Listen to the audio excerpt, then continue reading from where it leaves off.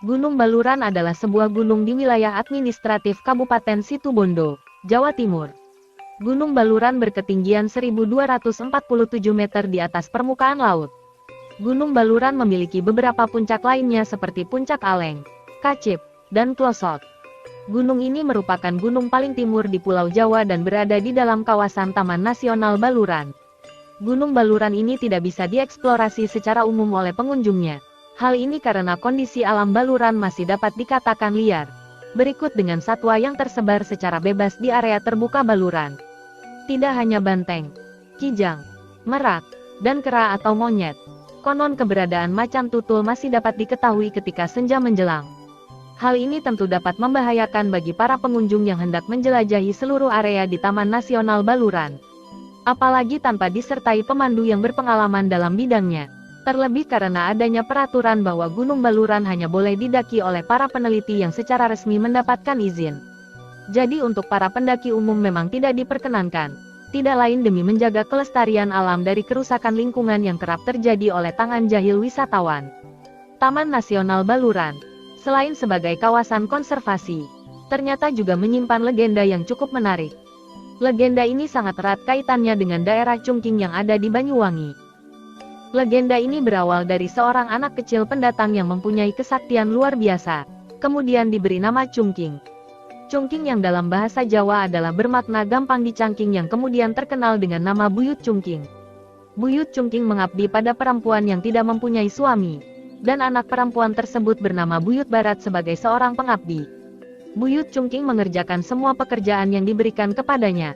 Salah satu tugasnya adalah menggembalakan sepasang kerbau milik Buyut Barat. Setiap pukul 5 pagi sepasang kerbau ini digembalakan dari Chungking ke Baluran. Setelah pukul 6 pagi sepasang kerbau ini dibawa ke Chungking untuk membajak sawah. Apabila sudah selesai tugasnya maka dibawa pulang lagi ke Baluran.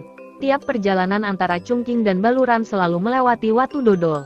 Dan selalu diawasi penjaga waktu dodol yang bernama Cinde Kesilir atau Cinde Kanginan. Jadi Buyut Chungking ini tinggalnya di Chungking. Chungking di daerah Banyuwangi hanya pada hari Senin dan Jumat. Sedangkan pada hari-hari yang lain dihabiskan di Baluran.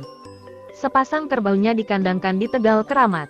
Pada saat Buyut Chungking menggembalakan kerbaunya, datang waktu sholat zuhur. Buyut Chungking adalah orang yang taat dalam menjalankan ibadah. Maka dimanapun dia berada selalu melaksanakan kewajibannya kepada Sang Maha Pencipta. Pada saat berniat untuk mengambil air wudhu di dekat tempat menggembalakan kerbaunya, terdapat dua sumber air yaitu sumber air yang terletak di bukit, dan sumber air yang ada di dekat pantai. Pada saat Buyut Chungking naik ke bukit dia melihat kolam yang penuh dengan air kemudian dia berkata, "Kebek kolam iki." Akhirnya di kemudian hari dinamakanlah bukit tersebut dengan sebutan Bekol. Diambil dari singkatan perkataan Buyut Chungking sebelumnya. Sedangkan sumber air yang lain yang terdapat di dekat pantai. Pada saat mengambil air wudhu, Buyut Chungking kurang berhati-hati. Hampir saja dia terpeleset tetapi tidak sampai terjatuh karena berpegangan pada kayu lamer. Tetapi sungguh ajaib. Kayu lamer tersebut setelah dipegang oleh Buyut Chungking berubah menjadi kayu manting. Buyut Chungking pun berkata, semua anak cucunya nanti kalau datang ke Baluran harus bersedia untuk membersihkan dan mandi di sumber mata air ini. Kemudian diberilah nama sumber manting. Konon sumber manting ini memiliki kekuatan magis. Bagi siapa saja yang mencuci muka ataupun mandi di tempat sumber air manting tersebut, maka konon akan awet muda dan banyak rezeki. Buyut Chungking sambil menggembalakan kerbaunya, senang bermain perosotan di bukit-bukit.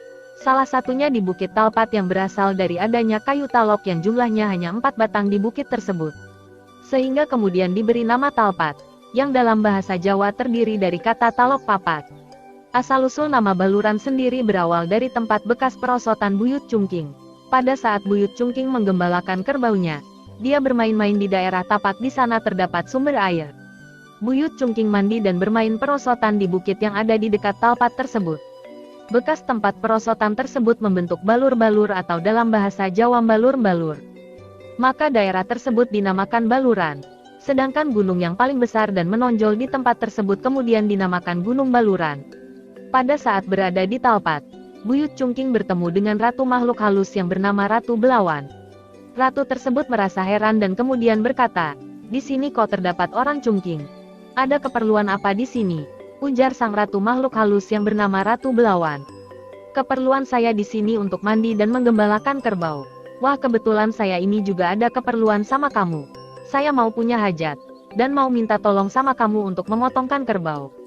Besok pukul 7 pagi kamu datanglah ke sini untuk memotong kerbau saya, ujar Ratu Belawan.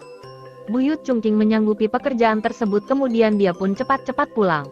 Tetapi di luar dugaan, ternyata pukul 5 pagi Ratu Belawan kedatangan tamu makhluk halus dari kerajaan Bugis. Dan tamu itu yang memotong kerbau milik Ratu Belawan. Akhirnya Ratu Belawan merasa tidak enak karena sudah terlanjur janji dengan Buyut Cungking. Pada keesokan harinya, sesuai dengan perjanjian, Buyut Cungking datang tepat waktunya ke Baluran. Sesampainya di sana Ratu Belawan meminta maaf karena kerbaunya telah disembelih oleh orang lain. Buyut Cungking merasa kecewa dengan peristiwa tersebut. Kemudian Buyut Cungking masuk ke dapur untuk membuktikan kebenarannya. Ternyata di dapur sudah terdapat abon, empal, dan juga gulai. Karena merasa kecewa, Buyut Cungking pun mengucapkan sumpah. Abon jadi kijang, empal jadi menjangan, dan gulai jadi banteng. Dan sumpah itu menjadi kenyataan. Setelah bersumpah demikian, Buyut Cungking pergi begitu saja. Melihat kejadian tersebut, Ratu Belawan menyuruh bawahannya yang disebut Punakawan untuk mengejar Buyut Cungking. Karena merasa kesal dan juga jengkel serta kecewa atas kejadian tersebut, Buyut Cungking berhenti di suatu tempat di dekat Talpat. Tiba-tiba saja Buyut Cungking menghunus senjata tajam berupa 7 pusaka dan mengiriskannya di rambut bagian kepala. Potongan rambut tersebut jatuh, dan sungguh menakjubkan. Berubah menjadi seorang yang mirip Buyut Cungking tetapi dalam keadaan yang sudah mati. Setelah itu Buyut Cungking pun pergi untuk kembali ke Chungking. Punakawan suruhan Ratu Belawan kemudian mencari Buyut Cungking ke seluruh penjuru tetapi tidak bertemu dengan Buyut Cungking. Namun tiba-tiba dia melihat seseorang yang tergeletak di bawah pohon. Dengan tergesa-gesa Punakawan tersebut segera menghampirinya untuk melihat siapa yang tergeletak tersebut. Ternyata seseorang tersebut adalah mirip sekali dengan Buyut Cungking dan sudah dalam keadaan mati. Punakawan tersebut mengira itu adalah Buyut Cungking. Dia pun duduk terdiam sambil merenung. Dengan perasaan yang sangat sedih dia menguburkan mayat tersebut. Kuburan itu dinamakan Kuburan Silancing atau sering disebut Pasarean Silancing yang terletak kurang lebih 1 km dari Bekol ke arah Talpat. Karena rasa sedih yang begitu mendalam dan rasa putus asa tidak bisa membawa pulang Buyut Cungking, Punakawan tersebut akhirnya mengambil jalan pintas dengan bunuh diri. Pada akhir cerita, Buyut Cungking menghilang dengan hanya meninggalkan bajunya di daerah Chungking. Dan tak seorang pun tahu kemana perginya Buyut Cungking. Pada tempat Buyut Cungking meninggalkan bajunya itulah kemudian dibangun pasarean yang kemudian dikeramatkan. Untuk menghormati dan mengenang Buyut Cungking, orang-orang yang masih keturunan Buyut Cungking selalu memperingati setiap tanggal 15 Suro dan 1 Syawal sebagai kegiatan adat istiadat dari nenek moyang mereka yang harus dilestarikan. Untuk tanggal 15 Suro, melakukan acara ritual di Baluran dengan tujuan untuk meminta keselamatan, ziarah ke Manting, Keramat, Pasarean Silancing dan tempat-tempat yang mempunyai kaitan sejarah dengan Buyut Cungking, membersihkan tempat-tempat tertentu yang ada di Baluran. Acara selamatan ini wajib mempersembahkan 3 macam makanan yaitu jenang pangapura, tumpeng panggang ayam, dan kupat lepat. Sedangkan pada 1 Syawal di Baluran mereka mengadakan silaturahmi. Kegiatan ini dilakukan setelah 7 hari, Lebaran Ketupat.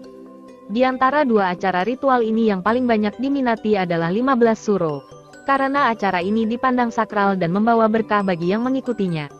Itulah kisah legenda dari Gunung Baluran dan juga Taman Nasional Baluran terkait dengan kisah Buyut Cungking. Selain kisah legenda tersebut di Gunung atau Taman Nasional Baluran ada beragam kisah mistis yang berkembang di masyarakat. Hal ini dapat diketahui dari cerita masyarakat setempat yang juga beraktivitas dalam sektor ekonomi di sekitar savana Bekol Baluran. Apalagi kisah mistis alas Baluran yang sudah melegenda, di mana waktu menjelang senja merupakan titik balik kehidupan gaib dikatakan mulai menampakkan aktivitasnya. Seorang pedagang minuman pun menceritakan bahwa monyet atau kera-kera gaib mulai muncul ketika maghrib menjelang. Mereka selalu mengganggu para pengunjung yang telah berbuat tidak baik selama berada di savana Bekol. Khususnya bagi pengunjung yang bersikap tidak senonoh atau mengotori lingkungan kekuasaan Raja Kera Siluman. Terlebih, fakta unik yang juga diceritakan penjaga Taman Nasional Baluran. Tatkala hujan, turun hanya di lokasi tertentu. Padahal kala itu cuaca tengah terik-teriknya. Bumbu-bumbu kisah mistis yang berbau mitologi juga sering diceritakan oleh masyarakat di sekitar Baluran. Seperti kawasan kerajaan kera yang tidak boleh dilalui atau dieksplorasi. Apalagi di sekitar savana Bekol Baluran juga dikenal memiliki kisah mistis lain seperti di area Curah Tangis yang sempat viral. Karena berasal dari kisah di masa pemberontakan PKI tahun 1965. Jika pengunjung seketika mencium aroma bangkai yang sangat menyengat, tentu ada baiknya berdoa untuk keselamatan agar dapat menjauhkan diri dari mara bahaya. Ada baiknya untuk para pengunjung di Baluran tidak terlalu sore datang ke Taman Nasional Baluran. Karena memang banyak pantangan yang akan diceritakan oleh masyarakat. Bukan serta-merta mempercayainya secara mistik, melainkan memang kawasan Baluran minim akan penerangan. Dan vegetasi tumbuhan lebat seringkali membuat celaka orang yang melintasinya.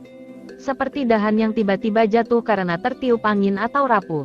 Ataupun area marka jalan yang terlalu dekat dengan pepohonan. Sehingga dapat mengganggu pandangan pengemudi dengan baik. Selain itu, hewan-hewan liar kerap masuk ke area jalan secara tiba-tiba di waktu malam. Inilah yang sekiranya patut dihindari agar tidak menimbulkan bahaya. Itulah kisah legenda, misteri, mitos dan berbagai hal yang ada di Gunung Baluran dan juga Taman Nasional Baluran. Terima kasih sudah menonton sampai selesai.